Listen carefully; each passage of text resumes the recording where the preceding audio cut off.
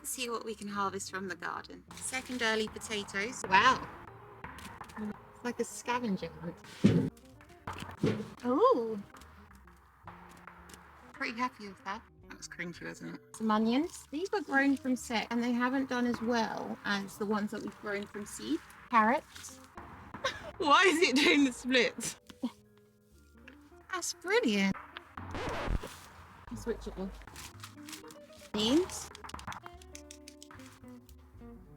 Savannah beans. The most beautiful Barbie beans. Courgette. Now the polytunnel. Cucumbers. Sun golds. The first indigo blue beauty. These are beautiful. Gardener's delight.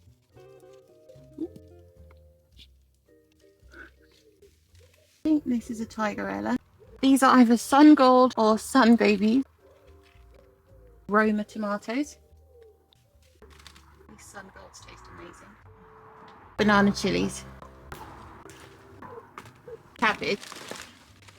Beautiful. I'm going to call it there for today, but nicely done, garden.